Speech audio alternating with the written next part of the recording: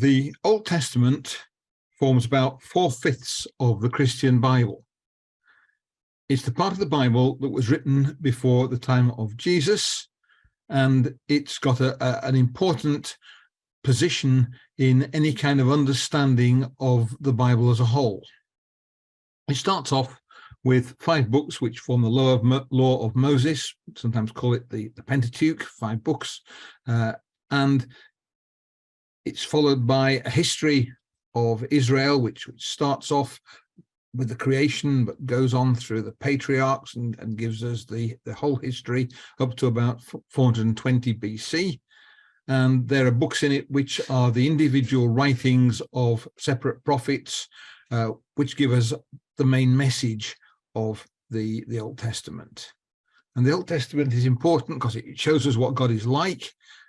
It talks about the Messiah, an important figure to come, who is absolutely crucial in the purpose of God and who we can identify with the Lord Jesus Christ.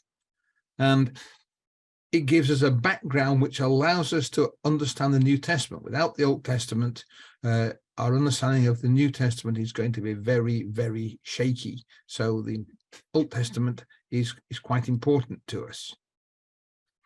Let's think about the general picture of how the Old Testament was written. It's a time chart. It goes back. There's the time of Jesus at the right-hand side of the screen, down to the time of Abraham, 2,000 years before then. So the time between Jesus and Abraham is about the same as the time between us and Jesus. It covers a long period of time.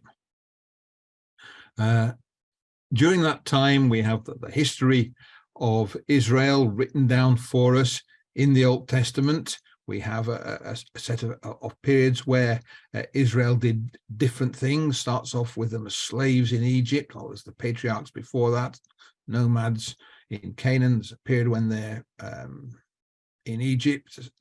They start off as a small number, 70 people go down to Egypt. They become a large nation, but also they're enslaved. They escape from Egypt, and you get the Exodus, which is the occasion where there's a miracle and they manage to escape from the Egyptians by crossing the bed of the Red Sea while the waters go back. They're then ruled by judges, a bit like kings, but they don't form a dynasty. They don't go on to have their children rule, and sometimes there's no ruler at all. The great kings of Israel, and then Israel divides into 2 nations. Israel itself, which is the northern kingdom and is ruled by a collection of very bad kings, and then a rather smaller Judah, which is ruled by the house of David, and keeps on going until Israel is taken away captive by the Assyrians.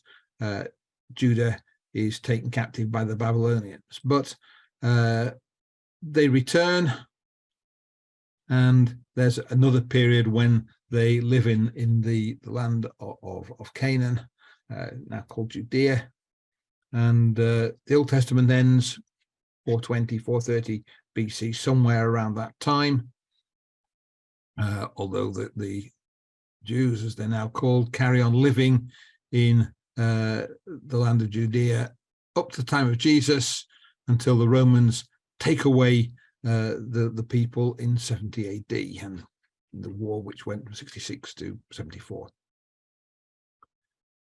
The books there fit into that history quite closely. So the books of Moses were written shortly after the Exodus, either by Moses or by scribes working for Moses. They contain the words that Moses did and the actions of Moses, as well as the law of God. Other books are written by individual prophets, usually at a single time. So the book of Isaiah, for example, is written by one prophet who lasts from the reign of Uzziah through into the reign of Hezekiah, and so on. Jeremiah and Ezekiel are rather shorter periods. Proverbs I've put in the reign of Solomon, but actually has other bits of the collection added later on. The big exception to this is Psalms. Psalms is a collection of a large number of different hymns to God. Some of them may be written as early as the Exodus. Some of them are written as late as the period of captivity in Babylon, and a whole lot in between during the reign of David the king, probably by David the king. So that's the picture that we get. That's the conventional picture of the chronology of the Old Testament. And there are two theories basically of how the Old Testament is written. There's the standard theory I've been using so far, and that supposes that the history that's written in the Bible is an accurate representation of what actually happened. The books are written just like we saw them in the previous slide, and the history books written maybe a little later, but they're compiled from ancient records. You've got a genuine picture of what actually happened, written not too long after the events themselves, and the books are built up, at least for the king's part of it. Chronicles probably written a bit later, but still from ancient records. But there's another theory that developed in the 19th century, really. People like Julius Wellhausen and the Tübingen School of theologians. And this basically puts the Bible written a much later time. It's compiled in a period from the Babylonian period to the time that the Greeks ruled the Middle East. Although the idea is that some fragments of ancient writings were incorporated in that, and the whole thing was edited, rewritten, and so on until it reached its final form, partly in the Persian period, partly in the Greek period. Other books were written as well according to this theory, and they were looked at, and the whole lot was decided as to which will be in the Old Testament and which will be rejected at the end of the 1st century AD. So there's a standard theory. We saw it before. We have a Bible written from shortly after 1450 BC up until 430. That's the Old Testament there, with different prophets writing their books at the time.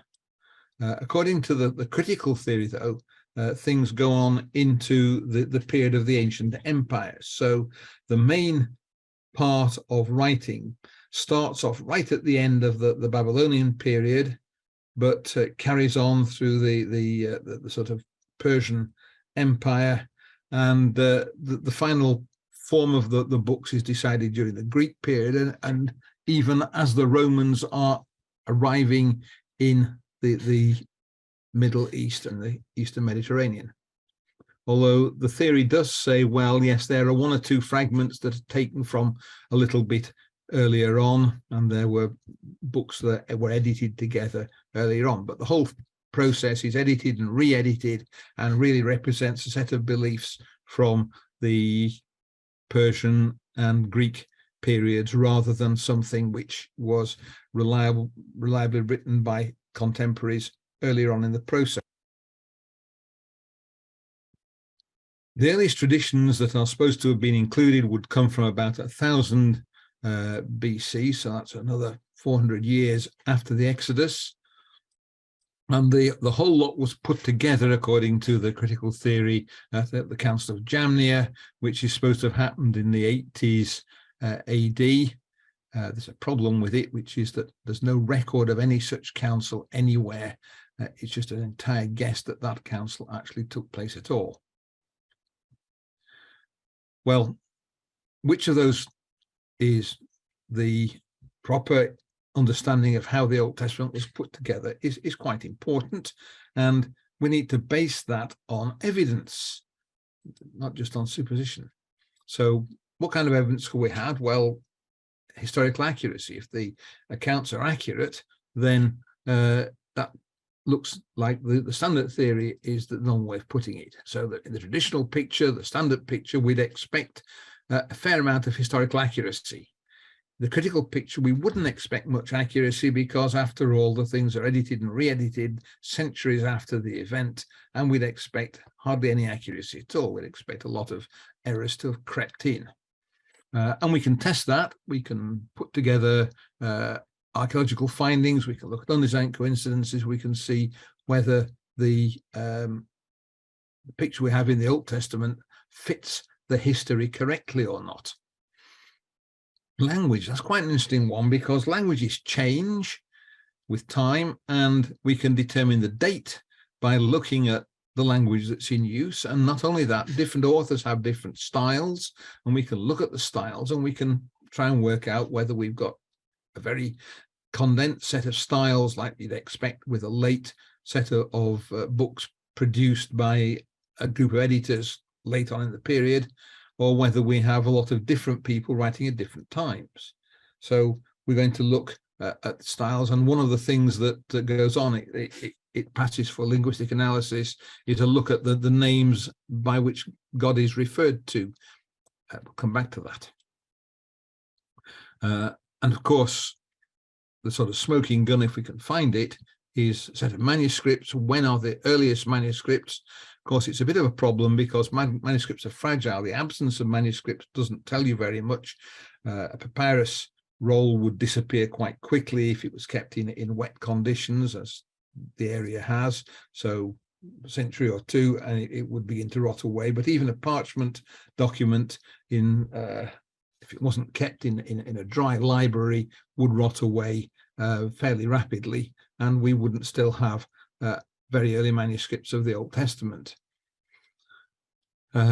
So let's look at the archaeology. Let's see what the archaeology tells us.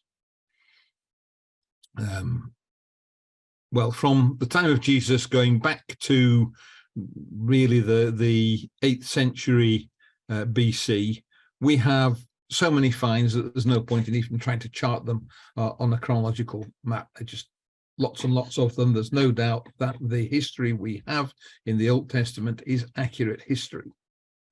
We get back to the reign of Hezekiah, about 700 BC. And again, we actually have a lot of evidence for this. I've just put one thing up, a document. Probably 4 copies were buried. 3 of them are in existence in different museums.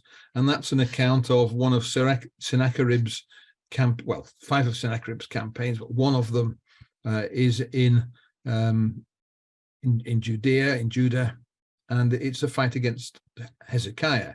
And the account of Sennacherib's campaign fits exactly with what we have in the Bible. Particularly, he devastates the land of Judah, but he's unable to capture Jerusalem. He just besieges it, and then he goes home. And the picture that we have of that time in the Old Testament, we have lots of bits of evidence which match up to the archaeological evidence as well. So there's absolute accuracy going back this far. Go a bit earlier, still plenty of evidence. Again, I'm going to pick out the odd piece to show. That's the Moabite stone. That's an account of a war between Moab and Judah and Israel. And the war ends up with Moab gaining independence from Israel, which had dominated up to that point. And the account we have on the Moabite stone is from the Moabite point of view, and it includes a description which fits exactly with the description in the Bible. So again, accuracy is there. We have an accurate picture of history going back that far. One of the things that has been very much queried by skeptical archaeologists, I suppose you'd better call them skeptical scholars, is the existence of the King David. He's the one that's marked out, his reign marked out in blue there. And that was